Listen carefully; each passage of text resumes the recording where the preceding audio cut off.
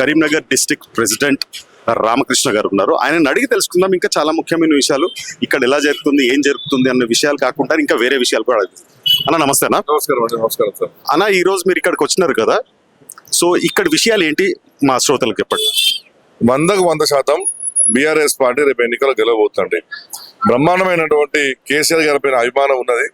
అదేవిధంగా గోపీనాథ్ గారు చనిపోవడం తోటి వారి సతీమణి గారు సుందర్ గారు కంటెక్ట్ చేశారు. గోపీనాథ్ గారు గతంలో చేసినటువంటి పనులను ప్రజలు గుర్తుంచుకుంటారు, వారికి ప్రజలతో మంచి సంబంధాలు గుర్తుంచుకుంటారు. అందుకంటే ముఖ్యంగా కూడా ఈ ప్రాంతానికి సంబంధించినటువంటి ముఖ్యమంత్రి గారు రేవంత్ రెడ్డి గారి మీద టోటల్ యాంటీ ఉన్నది. కాంగ్రెస్ ప్రభుత్వం వచ్చిన తర్వాత ఈ హైదరాబాద్ ఇమేజ్ ని మొత్తం కూడా నాశనం చేసి పడేసారు. ఇక్కడ ఉన్న వాళ్ళు చాలా మంది కూడా ఇవన్నీ స్లమ్ ఏరియా ఉన్నారు. చాలా మంది నిరుద్యోగులు ఇక్కడ ఉంటారు, లేబర్ ఉంటారు, చిన్న చిన్న ఉద్యోగాలు చేసుకుంటారు. వారు బిజినెస్ నడవలేక వాళ్ళ యజమానులు వాళ్ళకి జీతాలు ఇవ్వలేని పరిస్థితి ఉన్నది. సినీ కార్మికులకు సినిమాలు రన్ చేయలేక వాళ్ళకు డబ్బులు ఇచ్చలేని పరిస్థితి ఉన్నది.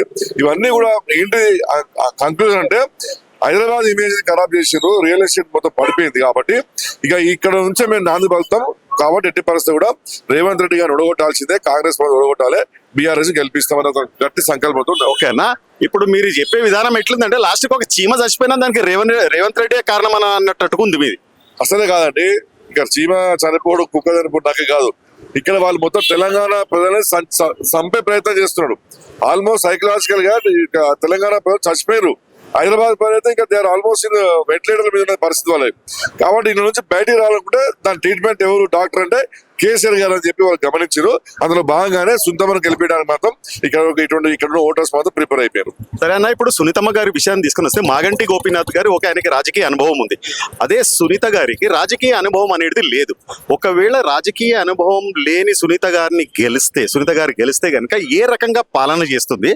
ఆమె ఒకళ్ళు ఇంట్లోనే ఉండి ఆమె ఇప్పుడు హౌస్ వైఫ్ గా ఉండి ఇప్పుడు బయటకు వస్తుంది కాబట్టి ఈ పాలన ఎవరు చేస్తారు? రాజకీయాల అనుభవం అవసరం లేదండి, ఆటోమేటిక్ గా ఎక్స్పీరియన్స్ వస్తుంది. వాళ్ళ హస్బెండ్ ఆల్రెడీ 3 సార్లు ఎమ్మెల్యే ఉన్నారు.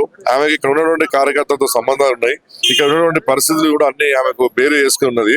కాబట్టి పాలిటిక్స్ లో ఈ రోజు దేశ రాజకీయ చూస్తే ఎవరు కూడా ప్రొఫెషనల్స్ ముందే ఎక్స్పీరియన్స్ కాదు. మీరు రాజీవ్ గాంధీ గారు కానివ్వండి, సోనియా గాంధీ కానివ్వండి, ఇంతకు మన రాష్ట్ర ముఖ్యమంత్రి గారికి ఏ అనుభవం అని చెప్పి ఆయనకు రాష్ట్ర ముఖ్యమంత్రి అయ్యాడు. కాబట్టి 100% ఇక్కడ ఎక్స్పీరియన్స్ ఇన్ఎక్స్పీరియన్స్ అనేది కౌంట్ లేదు. పాలిటిక్స్ లో అనుభవం నేర్పిస్తుంది. తప్పకుండా ఆమె మంచి అభివృద్ధి చేయడానికి కూడా సంకల్పం ఉంది. ఆ జోష్ ఆమె కనబడుతుంది.